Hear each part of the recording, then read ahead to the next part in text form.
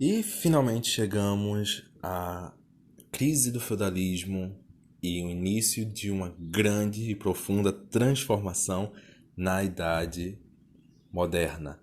A Europa passa por um grande turbilhão de emoções, minha gente. Vocês não têm noção.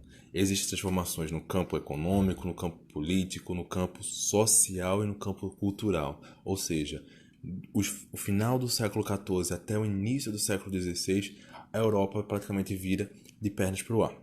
Então a gente pode mais ou menos dizer que essa transição e esse choque cultural tem alguns motivos, tem alguns probleminhas aí que a gente vai ver e fazer esse pequeno resumo.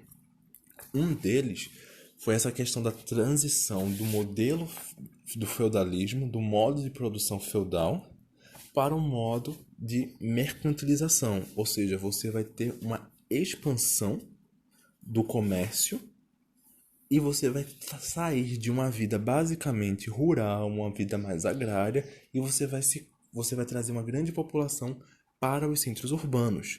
Você vai transformar esses centros urbanos em grandes potências comerciais. Então você vai ter Gênova, você vai ter Florença, você vai ter Paris, você vai ter Madrid, você vai ter Córdoba, você vai ter Inglaterra.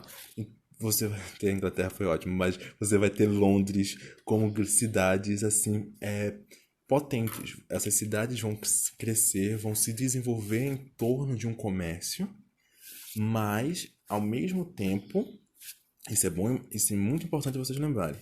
O feudalismo ele não desaparece. O modo de produção feudal aos poucos vai deixando de existir. Ele não desaparece de vez.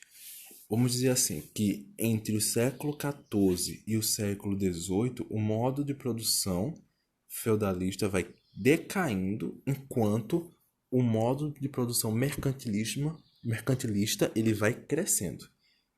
É como uma ação exponencial. O feudalismo vai declinando e o mercantilismo vai crescendo. Isso a gente vê por um lado do lado econômico, do campo econômico, a gente pode dizer assim. Agora, outro ponto importante dessa transição foi a centralização política na figura do rei. Mas o que é que isso significava? Que durante o feudalismo, porque essa questão toda do feudalismo, o rei ele sempre existiu.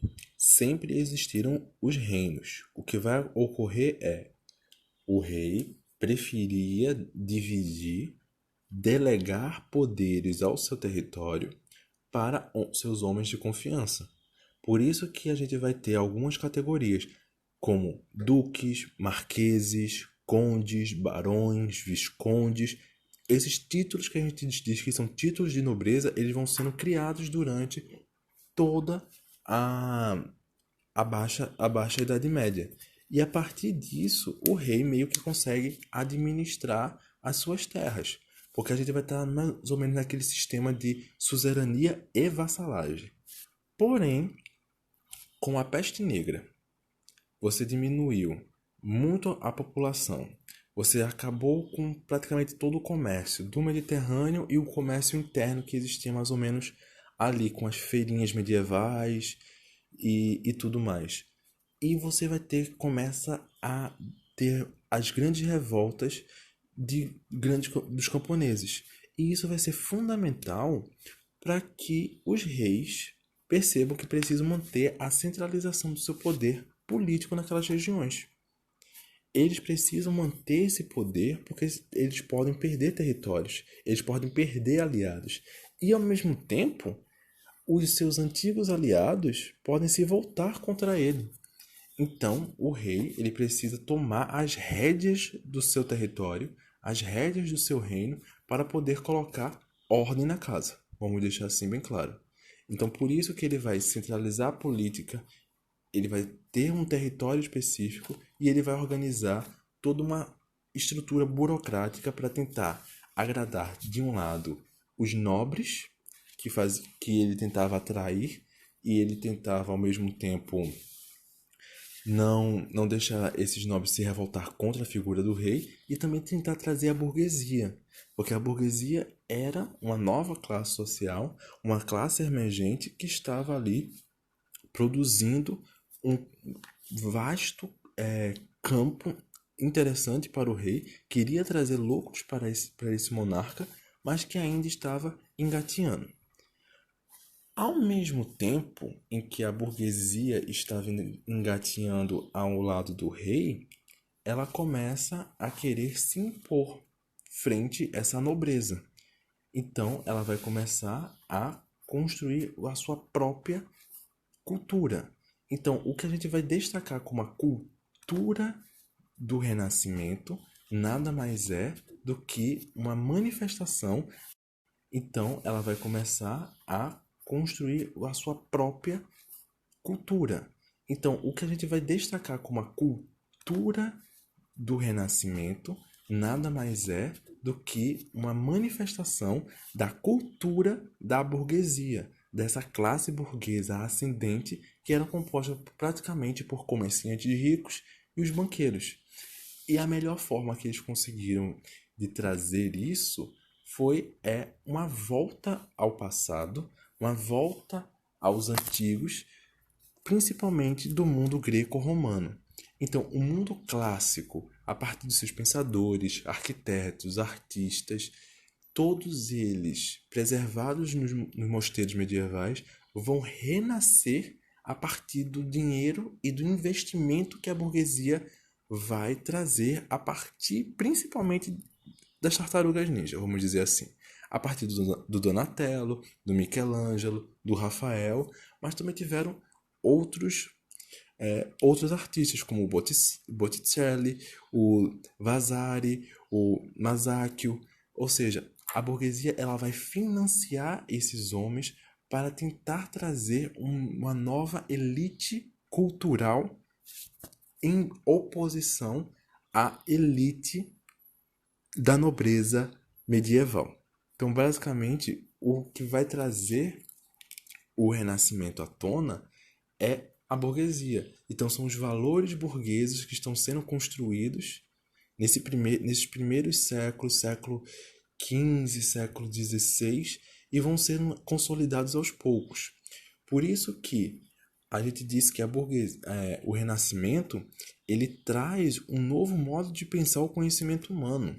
Então, a gente, de um lado, vai construir o antropocentrismo, do outro, vamos construir o humanismo, e deles a gente vai tentar se separar o máximo possível das explicações divinas sobre o mundo, sobre as questões do mundo. E isso vai abalar profundamente as relações com a igreja. Porque com o Renascimento foi uma pedrinha jogada num vitral da igreja. Mas essa pedrinha foi suficiente para que causasse alguma movimentação. E essa movimentação fez com que outras pessoas começassem a criticar esse poder, praticamente esse monopólio que a igreja tinha sobre a religião cristã. Por isso que, ao longo da Idade Moderna, vão surgindo outras ramificações do cristianismo, que seriam o luteranismo, o calvinismo e o anglicanismo. Para o conjunto da Igreja Católica Apostólica Romana, ela vê que está perdendo o seu campo, ela está perdendo a hegemonia. De um lado, você tinha a sua única religião, agora você vai ter uma ramificação desse cristianismo. Do outro, você tinha apenas os reis submissos às suas vontades, agora você vai ter reis se rebelando contra as suas vontades. E isso para a igreja foi avassalador. Por isso que ela começou a fazer acordos, principalmente com outras monarquias, para tentar aproximar o máximo possível do seu poder. Então a gente vai ter na França, na Espanha, em Portugal, uma aliança entre o rei e a igreja. E essa aliança vai ser fundamental para você construir essas boas relações desses reinos, principalmente quando eles são transportados, todos os seus valores são transportados para suas colônias na América, na África ou na Ásia. E do outro lado, você vai ter uma luta constante dos católicos contra os protestantes, principalmente na Inglaterra, em algumas regiões da Alemanha e na Holanda. A eclosão de todos esses conflitos na Europa vão causar demandas de uma guerra, que a gente considera que se chama Guerra dos 30 Anos, que é uma guerra praticamente religiosa. De um lado você vai ter os reis católicos e do outro você vai ter as lideranças protestantes. Todos eles em nome de uma fé, em nome de uma religião. Por que a gente faz esse grande panorama assim sobre a Idade Moderna? Porque a Idade Moderna ela vai caracterizar o que a gente vai ver da abertura de um processo de expansão do conhecimento do mundo greco-romano, dos valores da burguesia e das intenções e manifestações de uma monarquia absoluta. E elas vão ser todas transportadas da Europa para a América, a partir das suas colônias, para o comércio com as Índias e para suas localidades no tráfico atlântico.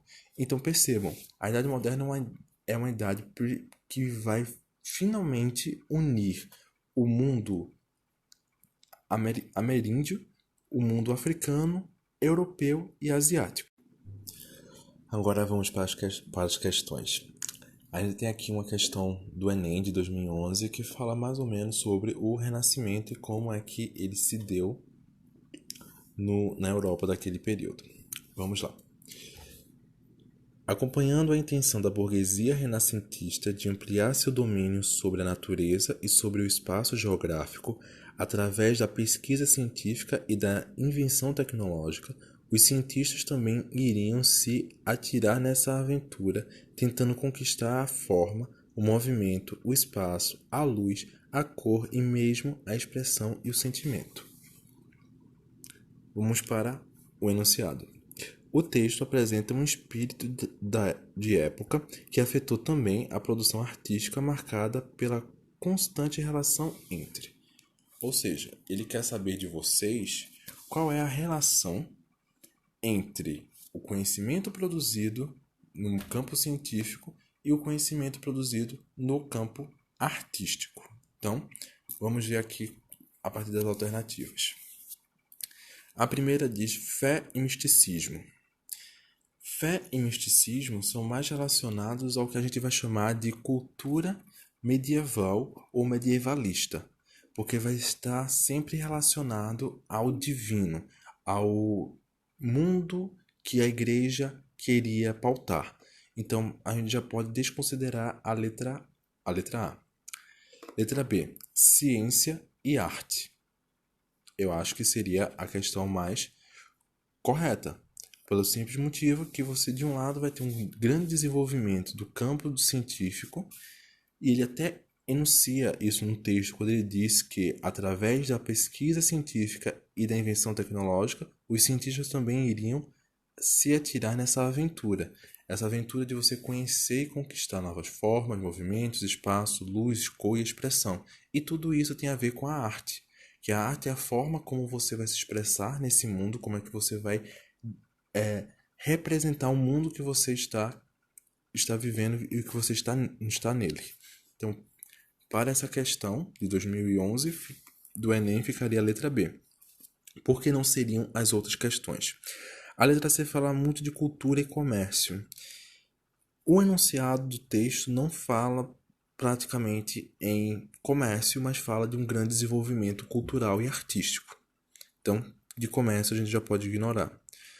A letra D fala de política e economia. O texto em si não fala de política e economia, porém, o Renascimento é muito pautado a partir das tramas políticas entre os grandes banqueiros, os grandes comerciantes e os reis ou príncipes que viviam em determinadas regiões da Europa.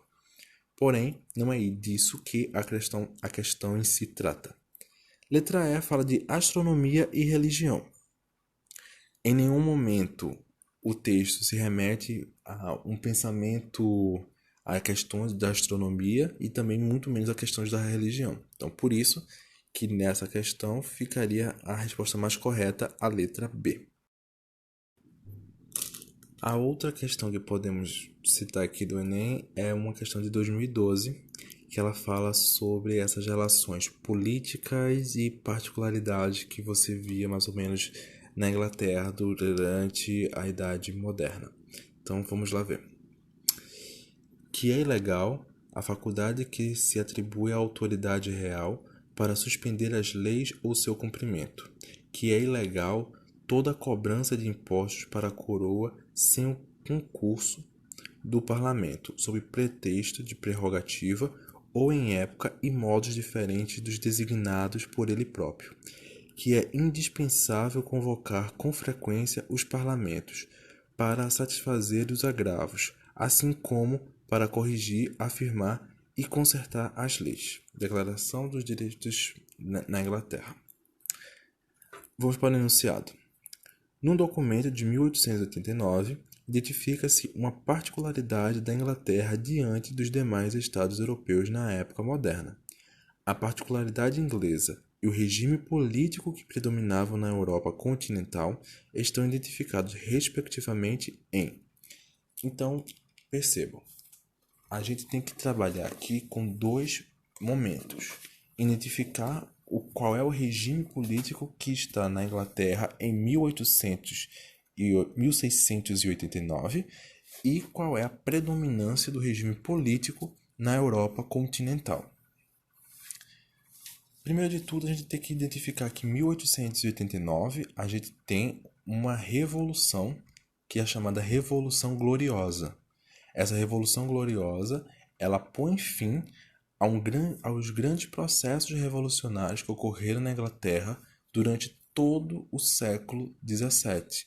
Desde 1625 até 1689, a Inglaterra passou por grandes guerras civis, guerras políticas, guerras religiosas, e só foi ter fim em 1689 com a Revolução Gloriosa, quando o rei finalmente ele vai perder seus poderes absolutos e vai estar preso, vamos entre aspas aqui, presos a uma constituição.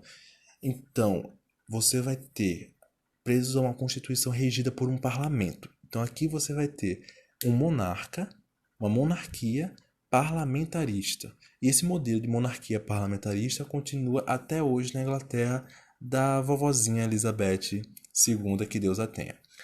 Mas ela fica lá, bonitinha, reinando, enquanto quem toma as decisões políticas na Inglaterra é o parlamento. E do outro lado, a gente vai ter a grande maioria da Europa num conceito de Estado absolutista, no que consiste em o rei, ele tem poderes absolutos sobre o Estado e sobre seus súditos. Então ele pode fazer o que ele bem entender para preservar o seu Estado e para controlar os seus súditos. Então ele cobra impostos, ele reprime violentamente manifestações contra a sua autoridade, ele tem a última palavra em todas as decisões, ele intervém na economia, ele tem todas as características de um grande monarca com grandes poderes. Perceba, durante esse período do absolutismo, quem vai se destacar é o monarca da França, o Luís XIV, que praticamente ele se coloca como o Rei Sol e se intitula O Estado Sou Eu. Se a gente for pensar nos dias de hoje, tem um atual presidente que se coloca como a Constituição Sou Eu, né? Mas isso aí fica para outros detalhes. Vamos voltar aqui para a questão. Se a gente for analisar a partir desses pontos que na Inglaterra, a peculiaridade da Inglaterra é ter uma monarquia parlamentarista onde o rei ele é submetido a uma constituição e a vontades do parlamento. E na Europa continental, o regime político é organizado numa monarquia absolutista, onde o rei ele tem poderes absolutos e ele intervém tanto no seu estado, quanto na vida dos seus súditos, quanto na economia. A questão que maior se aproxima do enunciado é a questão da letra B, que fala mais ou menos assim: limitação do poder do soberano, que ocorreu na Inglaterra, e absolutismo, que é o regime político do continente. Essa aqui seria a questão mais correta, mais coerente. A letra A não seria, porque ele diz mais ou menos assim: redução da influência do Papa e teocracia. A gente não falou em nenhum momento aqui de Vaticano. Em nenhum momento se fala de Vaticano nesse ponto daqui. Outro, letra C, ampliação da dominação da nobreza e república. Não houve uma ampliação da nobreza. A nobreza praticamente na Inglaterra foi muito reduzida por causa dos longos conflitos que tiveram das guerras, e o regime político que predominava no continente não era a república e sim a monarquia. Expansão da força do presidente e parlamentarismo, diz a letra D. Não existia presidente na Inglaterra em 1689, também nunca existiu até hoje, mas o parlamentarismo não era vigente na Europa continental. Letra D errada. Letra E, restrição da competência do Congresso e presidencialismo. Outra questão errada. Não existia restrição de competência do Congresso. O Congresso ele vai ter ampliação do seu domínio, vai ampliar os poderes do Congresso e vai limitar os poderes do soberano. E no continente nós não vamos ter presidencialismo, vamos ter a monarquia absolutista. Certo? Então a gente finaliza o conteúdo de idade contemporânea a partir dessa questão.